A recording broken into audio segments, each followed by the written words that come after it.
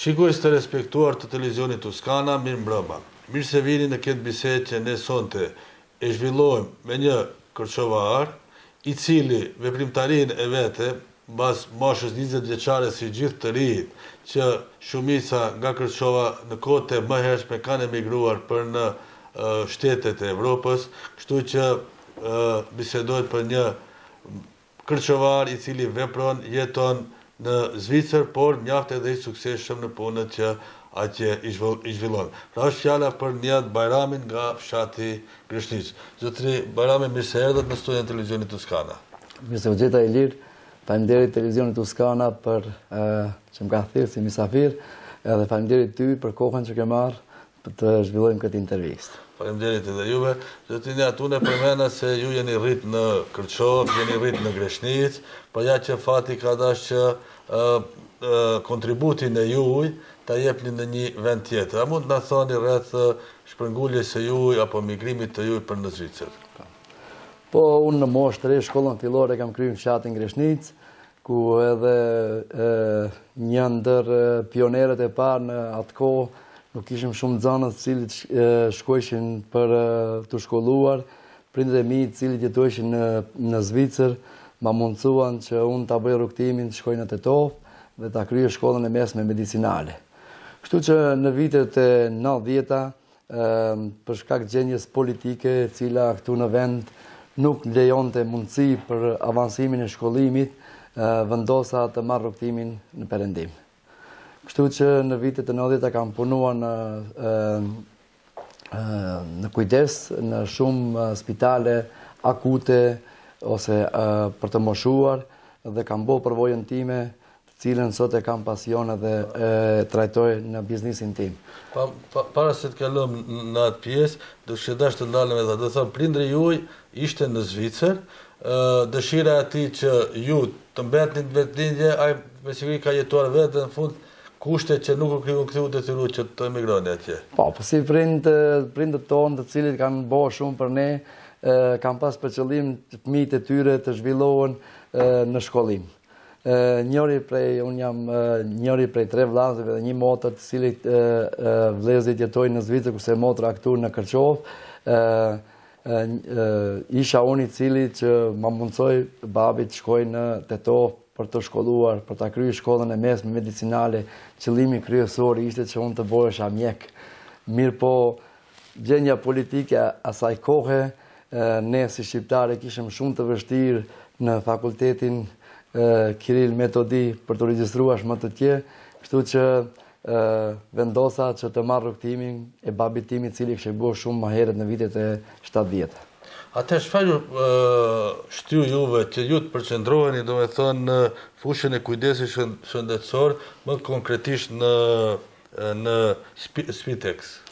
Po që fjala Spitex në gjuhën gjermane ka një sqarim që do të thotë kujdesi jashtëspitalor, ose gjermanisht i thonë shpital eksterne pflege. Në fillim unë duhesha të bëj përvojën time duke punuar në shumë institucione akute apo institucione për të moshuar. Në ndërkohë nisa vazhdimin e shkollimit në degën e gerontologjisë, degë e cila më së shumti i përqendrohet për lehtësërisë, dhe për atë arsye aty e kisha pasionin edhe ndjesha një kënaqësi të veçantë kur e kryejm kujdesin dhe mirënim ata falënderimet e duhura të pacientëve, se me të vërtetë shumë njerëz edhe në Perëndim insistojnë që deri në fundin e jetës jetojnë në shtëpinë e tyre. Dhe ky ka qenë motivimi im që unë në degën e kujdesit të zhvilloj biznesin tim. Sot jam krenar dhe kam një staf të mrekullueshëm të cilit më ndihmojnë për ta zhvilluar. Jemi shpërndar gati në 11 kantone në Zvicër edhe i kemi gati mbi 250 punëtor të cilët janë të angazhuar edhe ofrojnë njerëzve tonë, veçanërisht kemi edhe klientë prej Kërçove që kanë nevojë që marrin kujdesin e duhur. Dhe thonë, zotërinjat, mentaliteti atyve është i pararë, dhe thonë nuk shkuen në shtëpi të moshuarve, por qëndrojnë në shtëpi dhe ju afroni në shtëpitë e tyre kujdesin. Po në Zvicër ekziston ligji gati thua 3 vite që nëse të afërmit kujdesen për të afërmit e tyre, ne i punësojmë, i trajnojmë edhe nga ne ata përfitojmë. Për shembull kanë një shumë 38 pranga i marrin në orë pse kujdesen për prindët e tyre ose të afërmit e tyre.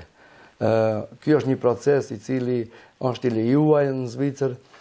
Qëllimi kryesor është pikës pari bëjmë një shqyrtim të pacienti, shohim pacientin në çfarë gjendje është, në atë mënyrë vendosim se cilat qëllime do t'i arrijmë pacienti për kujdesin që i duhet, edhe në ndërkohë punësojmë të afërmin e tyre.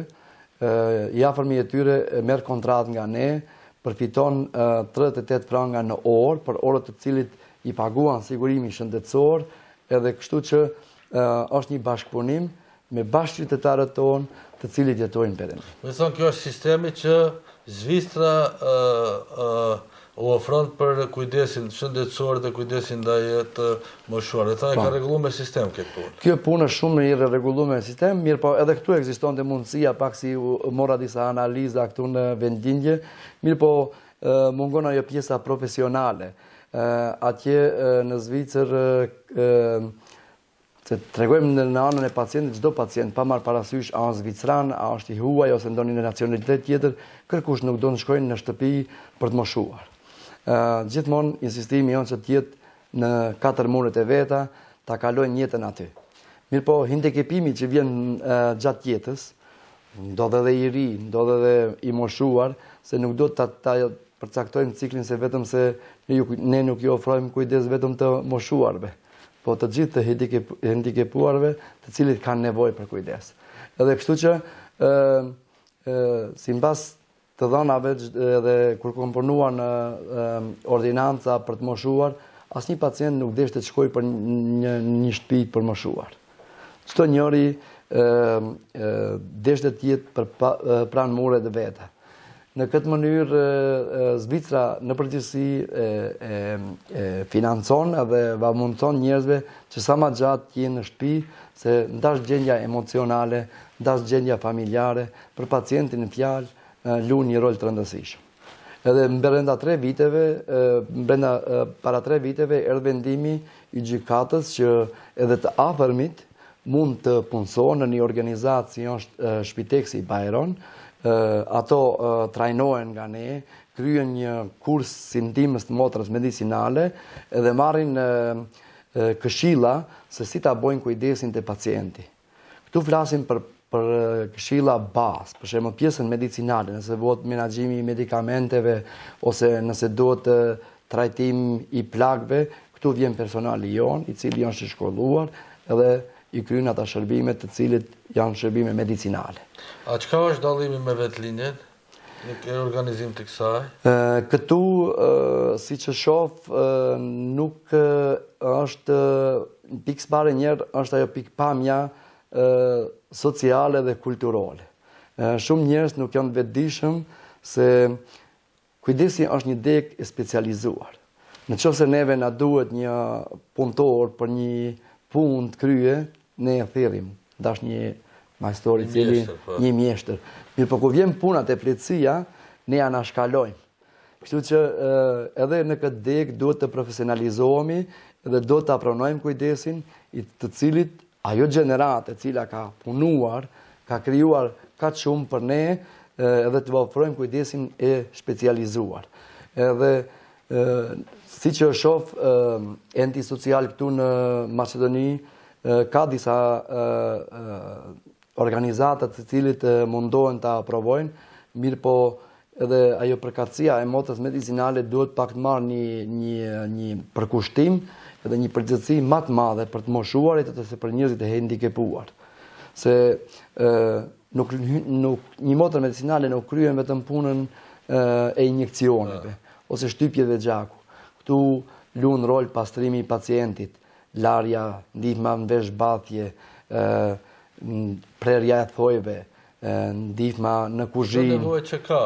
Çdo nevojë në jetën e përditshme që i duhet atij personi. Edhe ky profesionalizim, edhe pse teoretikisht e kam mësuar, se unë shkollimin e kam kryer në Tetov, mirë po në praktik nuk aprovohet. Këtu një motër medicinale nuk duhet të nënçmoj, kërkoj falje nëse dikush ndihet i nënçmuar. Një motër medicinale mendon se vetëm do t'jap injeksionet. Është kriju që jo bindja. Pa bindja, ne do ta profesionalizojmë, se ne mësojmë kujdesin. Gjatë shkollimit në kujdes, ne kemi se si trajtohet pacienti, si t'lahet, si t'veshbathet, si t'mobilizohet, si t'i jepet ushqimi nëse nuk mundet të haje vetë, si t'përgatiten gjëjat higjienike, si t'bëhet transporti që të çojmë pacientin te mjeku, nëse dikush jeton në fshat edhe nuk ka të afërmit, do një organizatë e tillë e cila ofron kujdes shtëpiak, t'ja mundsoje ta trajtoje, ta çojë te mjeku, t'i japat kujdesin e duhur i cili i duhet.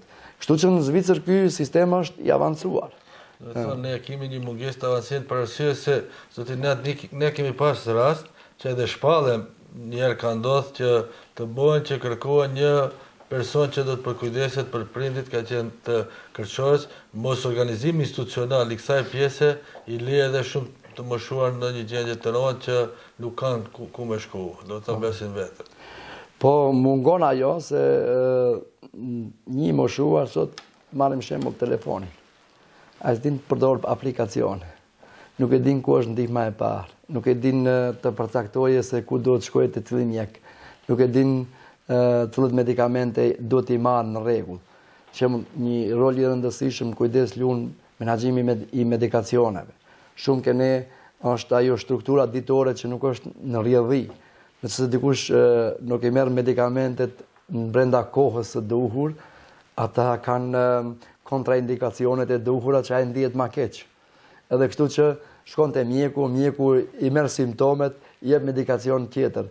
Nëse një strukturë gjatë menaxhimit medikacioneve nuk ekziston, nuk mirën në kohë, nuk menaxhohen, kjo shkakton edhe shumë gjëra tjera për pacientin fjalë. Mirë po, më tregon një i moshuar mbi moshën 70 vjeçare, si mundet ta lajë shpinën e vet. Do të thonë, i mungon ajo ndihma.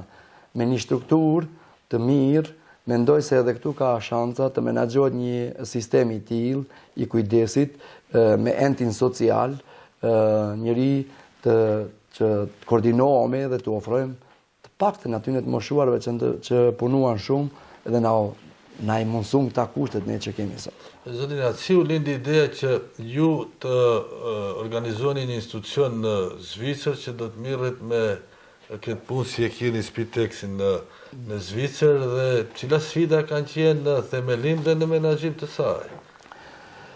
Ideja në fillim, unë duke punuar si teknik medicinal në një institucion për të moshuar një pacient, më ofrua dhe më tha, Zotri Bajrami, deri sot te unë kanë ardhur mbi 40 persona të cilët janë kujdesur për mua brenda një muaji.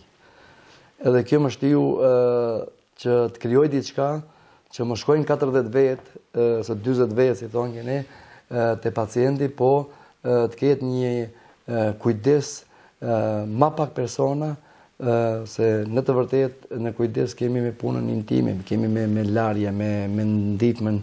Kështu që krijuam me një shoqe, krijuam një organizatë e cila më ketë më shumë se 5 persona që shkojnë ke pacienti. Edhe ky ishte motivimi im i parë, që të krijoj diçka që të jetë personale, të jetë e besueshme, edhe njerëzit të ndihen mirë në shtëpinë e vet.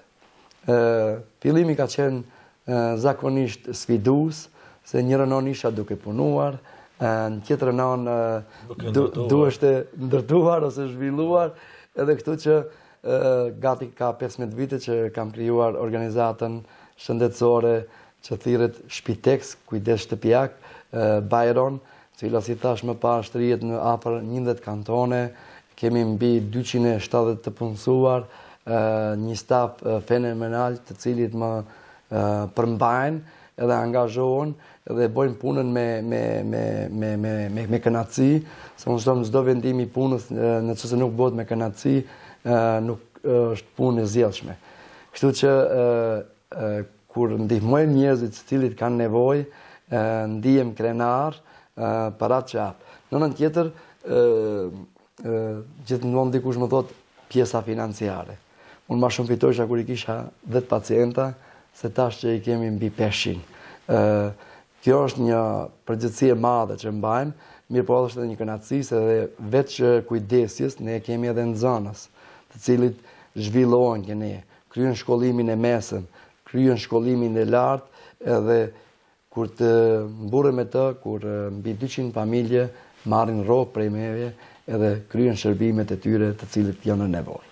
A ka ndodhur ndonjëherë zotin Nia gjatë punës o të dëshpërua diçka edhe të vini njerëz që të dorëzoheni pikë kësaj pune?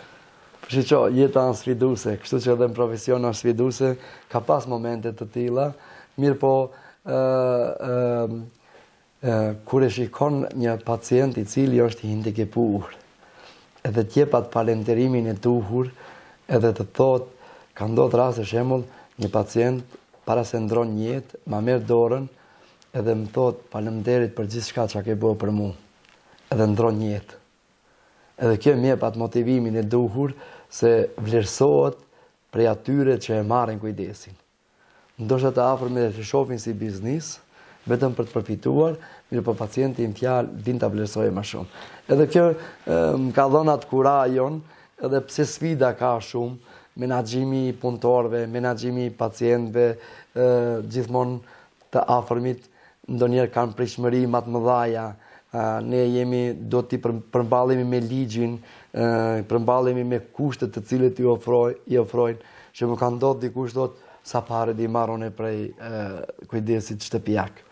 Nuk është qëllimi, ne ofrojmë një shërbim, e konstatojmë se çfarë kujdesi duhet, edhe këtu i takon ata orët të cilit na i paguën neve sigurimin shëndetësor. Kjo krijon atë që e thumë atë moshorin edhe ata lidhjet, nuk që thonë edhe emocionale me ata, që do njerë edhe kur ndërruan një jetë juve, ju prekin ata raste me do një që edhe Gjithsesi, është ajo pjesa profesionale që ne do të përballohemi. Në përgjithësi në kulturën tonë, ne për gjithçka bisedojmë, për gjithçka ndërtojmë, mi për përpletësinë edhe vdekja nuk është temë tabu. Kështu që edhe vdekja është pjesë e jetës, i takon jetës, mirë po mua ma shumë më krenon në rasti se janë ata të afërmit tonë, të cilit kanë punu shumë. Pjesa e cila ka shku në mërgim, pikës pare njerë e kanë harru vetë. Për atë arsye se ka pas dëshirë të ndërtojnë diçka në vendlindje. Kanë jetuar vetë. Kanë jetuar vetë, na kanë lënë neve me gjyshit, me gjyshen, masë kanë marrë rrugtimin, renovojnë shtëpia. Duke u renovuar shtëpia, kanë dash blejnë fusha. Masi a renovu shtëpia bo për ta ndërtuar përsëri. Kanë ndërtuar shtëpi, ka ardhur koha fëmijët për t'i shkolluar, kanë investuar fëmijët, kështu që edhe një pushim se kanë bërë siç duhet, dhe e kanë dhënë gjithat mundin e vet. E sot janë ajo gjenerate e cila ka punu qatë shumë për ne që t'jemi nevojë për një përkujdesje. Për një përkujdesje. Edhe kjo më mburr, më kënaq, edhe bëj me pasion, edhe i dua, jo vetëm moshuarit, por të gjithëve t'u jap atë ndihmën e duhur që kanë nevojë edhe të ndihen të sigurt në shtëpitë e tyre. Sa kjo edhe u krenon edhe si kërçovar edhe si mërgjimtar. Gjithsesi, kam shumë, nëse kërçovarët e ndjekin këtë emision, kam edhe shumë klient prej rrethanës tonë Kërçovës, që me të vërtet më respektojnë shumë, mirë po edhe ata që nuk janë të informuar, janë të mirë se ardhur në Shpiteksin Bajron, i cili shtrihet mbi 11 kantone, nëse kanë pyetje, se në Zvicër ka shumë kushtet që shtetit i ofron. Mirë po, përgjithësia e shtetit nuk është që ti informatat të t'i japë, ti do t'i marrësh. Fjalën gjermane thonë, ti ke Holdpflicht. Do me thonë, merri informatat që të cakton. Shumë familje nuk janë të vetëdijshëm se kanë të drejtë për përfitime shtesë. Kjo i thonë gjuhën gjermane Ergänzungsleistungen. Shumë familje të cilit kanë një handicapim kanë për përfitimet e pafuqisë. Është hirflozen e qedikung. Përfitimet shtesë janë nëse dikush ka pasuri ndër 100.000 franga, gjithsesi takon prapë për përfitime shtesë. Për përfitimet pafuqisë ka çdo njeri, pa marrë parasysh se sa pasuri ka. Mirë po, nuk i kanë, edhe i kuptoj se nuk janë në drejtim, mirë po, tash kjo gjeneratë e cila merr kujdesin e duhur, i duhet ndihmë, kanë mënyrë të orientohen te ne, ndash me email, ndash në webpaqen tonë www.bajram.ch, të caktojnë një kontakt edhe t'i këshillojmë, t'i ofrojmë mundësinë se çfarë kujdesi ju takon atyve, çfarë të drejtash kanë kur gjenden në kohën të cilin kanë një hendikepim. Dhe thonë, ju keni një lidhje shumë të mirë me kërçovarët atë si mërgjimtarë që i takoni atje. Po gjithsesi, jam në shumë simpoziume, në shoqata humanitare, gati të gjithë fshatrat e Kërçovës kanë krijuar ata shoqatat humanitare që ndihmojnë fshatrat e tyre ose qytetin e Kërçovës edhe pritem shumë mirë.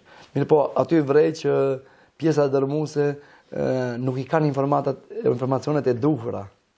Edhe nuk e din se një kërçovar ka një organizat të tillë. Kështu që ju se po... Përmjet edhe tash në kërçovaret me që përcjellin televizionin në Skana, do të njofton edhe më shumë. Një pyetje tjetër zotrinjat është ajo, të moshorit kanë nevojë edhe për të do ta përdorat fjalën popullore për të bërë muhabet. Sa ju jeni në gjendje që kanë derë dim të jenë edhe të mërzitshëm më të vjetit, që t'i duroni ata që ta kaluan atë pjesë. Shiqoni, kjo pjesa elemente ke parashtuar një pyetje me thelbi, cila nuk është vetëm këshilla kur është hendikepimi. Se ne smundjet në përgjithësi, nëse dikush e ka thyr krajin e shiqojmë gipsin edhe thomi au, vjen keq. Mirë po, depresioni, smundje psiqike është një temë shumë e veçantë. Në gati thush pjesa dërmuese kanë nevojë për ta përballuar gjendjen të cilën është ndash familjare, ndash sociale, ndash ndryshimin. Ne gjithmonë jemi ndryshim. Edhe ne tri e kryjmë shkollën, bëjmë një ndryshim, vazhdojmë rrugtimin në punë, atë që kemi ndryshim, pozicionohemi në një pozitë, kemi ndryshim. Kush të moshuarit kanë kriju, kanë punuar shumë, edhe gjendja mentale ka nevojë ndonjëherë si thuti për një bisedë, për të ndigjuar. Kjo mundësohet edhe kjo paguhet në Zvicër nga sigurimi shëndetësor. Nuk do të paguajmë prej xhepit, të krijohet besimi, se çdo njeri nuk mundet atë pjesën prej ta shprehë. Mirë, po kur përfitohet besimi në personin, fjalën në punëtorin të cilin e dërgojmë rregullisht, ka nevojë për bisedë, që të bisedojnë. Ne kemi një pacient i cili thotë, unë s'kam rreth asnjë. Sa mirë do ishte të ndroni 3 orë. Por ne bojmë atë planin javor, që thomi ne 2 orë në javë do të vijmë ka 1 orë e gjys, do bisedojmë për temat të cilit ti ke nevojë. Edhe kjo një përkushtim pozitiv se kene nënshmohet ndonjëherë e pjesa psiqike. Mirë po, edhe pjesa psiqike është pjesë e jetës. Po, gjithsesi. Zotin Nihat, ne thamë që Kërçova, edhe në Maqedoni me marti në përgjithësi, posa që vice shqiptare asnjë nuk ka investuar në institucion për kujdesis të moshuarve. Sa mund presim që një gjë të tillë Nihat Bajrami ta organizuaj dhe të vijë përvojën e Zvicrës edhe për të moshuarit këtu? Që unë jam pak kundër shtëpive për të moshuar. Ose shtëpive, unë ta mundsoj në vendlindje kujdesin shtëpijak, që personin fjalë mos dalë prej shtëpie, po ta marr kujdesin në shtëpinë e vet. Që dëshirojnë shumë të gjithë moshorit e dëshirojnë atë. Sa në gjithë problemet që ata s'duhet dalin nga shtëpia. Mirë po ata duhet sqarohen. Duhet ta marrin ndihmën, duhet të jenë në gjendje që ta pranojnë ndihmën, se është pak edhe sfiduese, se keni thot, më pak komshëll, se më vjen më dikush me ndihmë. Në nuk do të marrat mentaliteti, nuk do të i lëndoje fëmijët, nuk do të i lëndoje të afërmit. Ne do ta kuptojmë se dhe fëmijët kanë angazhimet e tyre, janë duke punu. Sot ka ndryshuar, përpara ka punu një familje, sot punon djali, nusja, nipat, mbesat. Kështu që pranohet ai kujdesi profesional, edhe këtu në vendlindje të ofrohet e njëjta mundësi si që është në perëndim që njerëzit tjenë përpara mureve të veta, mirë për në një mënyrë profesionale të marrin kujdesin e duhur edhe të ndihen të kënaqur. Të ofrohet shërbime, ndash shërbime për veshmbathje, ndash shërbime për ushqim, ndash menaxhimin e medikamenteve. Unë jam i sigurt edhe shoh rrethinën edhe në fshatin tim që një familjar që kam, kërkush nuk ka një kujdes i cili vjen t'ja menaxhojë medikamentet. Padituria, thot mu më dhem koka, unë e marrë thot këtë tablet, pija dhe ti këtë. Ajo është punë profesionale, duhet kryet me kujdes. Sa me ishë që kish menaxhimin e medikamenteve, një javore e përgatit, çka në marrë mëngjes, çka në marrë në drek, çka në marrë në darkë, çka në marrë shëmbrëmje. Dvije një javë një person profesional t'i menaxhoje, dvije një javë dikush marrë kohë, të më digjoje për gjërat që unë suni përballoj në atë moshën e duhur. Dhe kjo mungon. Ne duhet para të edukohemi që të fillojmë të pranojmë realitetin. Ne të edukohemi dhe do të me të vërtet bëjmë sqarime sa më shumë. Dhe ky medium ka mundësi edhe tema të ndryshme. Shembull në moshën e thyer vjen edhe harresa, që është shumë sfiduese për të afërmit, që mungon ai komunikimi me një pacient i cili nis demenca. Mendon se ai kur flet ai kthehet në moshën fëmijërore. Kundërshton bisedën. Kur e kundërshton bisedën ai nuk ndihet mirë. Do të hymë në botën e tij. Dhe kjo pjesa profesionale që jo vetëm pacienti, por edhe të afërmit të këshillohen si të komunikojnë me një pacient i cili ka demencën, si të komunikojnë me një pacient i cili ka një smundje psikologjike, jo ta marrim në mënyrë personale, nëse ai një organizim i tillë që ne e flasim tash, nëse ja që ne zum përsëri thëm ta pranojmë, kohra është duke e imponu. Kohë është duke imponu që të ketë institucione të këtilla edhe këtu tek ne në Maqedoni, sa edhe i qetëson të moshuarit. Gjithsesi, edhe do t'i vlerësojmë ata të moshurit. Nëse ne krijojmë diçka, atë do të thonë ne ju japim respektin e duhur. Sa familje mund thomi sot janë në shtëpi vetë. Se shumë të ri dhe kanë marrë rrugtimin në gurbet. Mirë po prapë se prapë mendoj se ka mundësi për të krijuar një kujdes që ju ofron njerëzve kujdesin e duhurave para mureve. Shembull ne shiqor sigur beqar e organizon një punëtor i cili kujdeset për shtëpi. Të ta bëjë bafqen, të ta rregullojë. Mi po harrojmë se do të organizojmë një person që të kujdeset për prindërit tonë. Shumë interesante. Ne harrojmë, ne ndërtojmë shtëpia, investojmë para të mëdha vetëm se për 3 javë ose 4 javë. Është mirë, është mirë të investohet. Mirë po, çdo pensioner i cili del prej Zvicre, merr atë mundin, edhe ai thotë do të shkojnë në vendlindje. Edhe nisa hindekipimi. Njëri do të ndihmë për të lajt. Shtëpinë e ka bë arkitektura gerontologjike këtu nuk ekziston. Nuk ekziston edhe unë. Te ti ose dikun tjetër. Për shkak se ne shtëpinë nuk e mendojmë për kur të jemi të moshuar. Ne shtëpinë e bëjmë kur të jemi të fortë, të ri.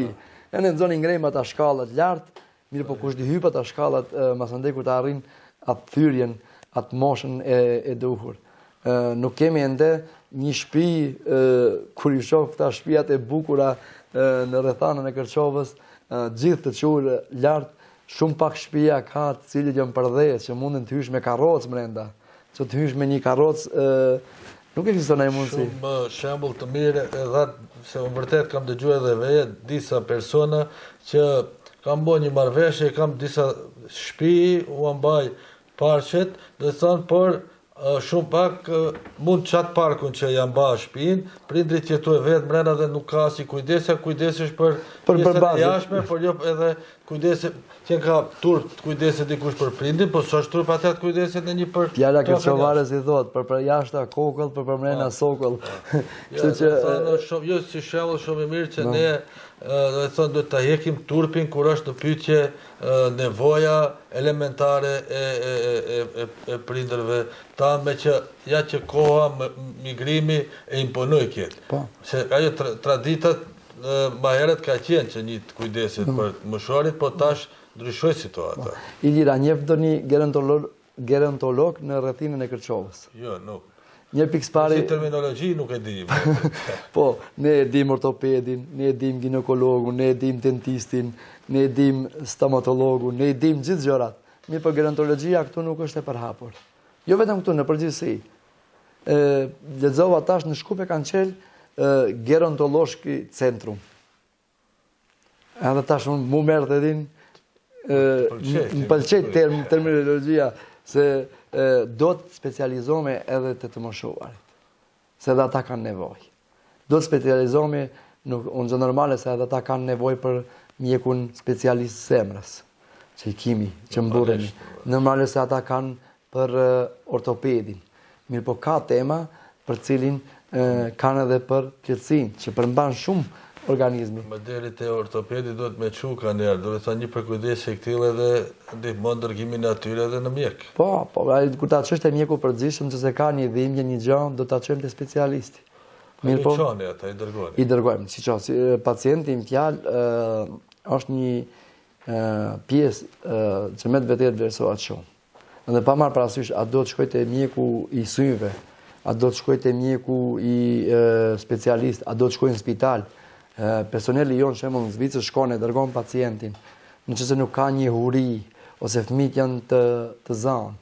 Personeli jonë shkon e menaxhon terminin, hyn bisedë me mjekun, se ndonjëherë edhe të afërmit nuk i kanë ata temat, sot do të bosh pak edhe mjek të vet. Edhe plus ajo gjenerata e moshume, kur e pyet çysh dhem, nuk din ta përcaktojnë ose nuk din t'i tregojnë simptomet. Edhe personeli i shkolluar më shumë mundet të marrë informata që mjeku të përcaktoj diagnozën. Nëse se ka diagnozën e duhur, i ka simptomet e duhura, përcakton edhe terapinë e duhur.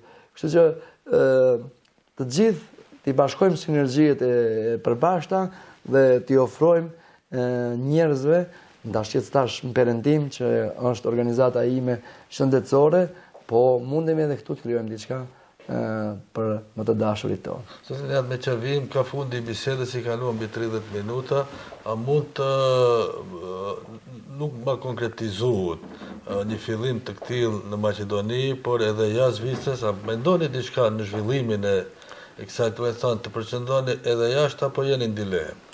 Jo, nuk jam dilem, po gjithmonë jeta sfiduese e kam ëndër që edhe në rrethinën e Kërçovës, edhe në Tetov, të krijojmë një degë të përbashkët, të specializuar me këshillat e duhura që jetë mundësia edhe këtu në Kërçovë që njerëzit të rrinë në shtëpi, të marrin kujdesin e duhur, të kenë dikën që përkujdeset për to.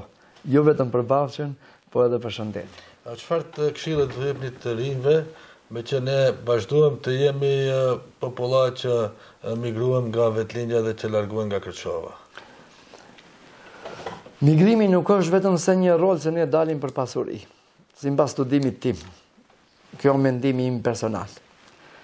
Ne kemi një kulturë cilin familjare ne rrim bashkë. Sot të rritë do të jenë pak të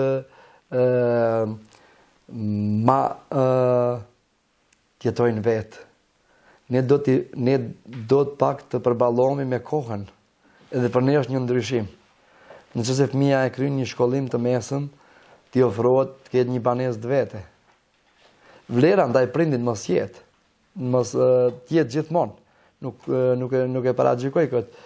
Kështu që unë shumë të ri kur bisedojmë perëndim që tash ka një rrjedhit madhe që shkojnë në Gjermani. Edhe ula me një djalë, tregon këtu i ka fitu shembull 800-900 euro, në Gjermani i merr 1500 euro. Thot, unë ma shumë fitoisha në Kërçovë se sa në Gjermani. I po thot, këtu e kam atë autonominë time. nuk e kam rrethin, kështu boni, kështu nuk boni. Edhe kjo unë mendoj se kjo edhe pak do të disa gjëra prej kulturës t'i largojmë. Me sa nuk hikin se s'kam punë, po hikin për një jetë pak më të lirë emocionale, private, se nisim ne të gjykojmë politikën, se politika na largon prej këtu e kemi gabim. Në që se ti krijon një biznis, unë një biznis, ne i bashkojmë sinergjijat edhe përfitojmë të gjithë së bashku. Mirë po, i kërkoj falje dikujt që se dikush preket, nuk e kam qëllimin aty, thot ky vetë ka shku në Zvicër dhe tash na shet me neve, nuk e kam qëllimin aty. Qëllimin e kam që të krijojmë mundësi të themi pra në vendinje, të krijojmë diçka edhe këtu. Edhe t'i ofrojmë rinis edhe këtu mundësit, përvojën të cilën e kemi bën perëndim, ta ofrojmë vendinje.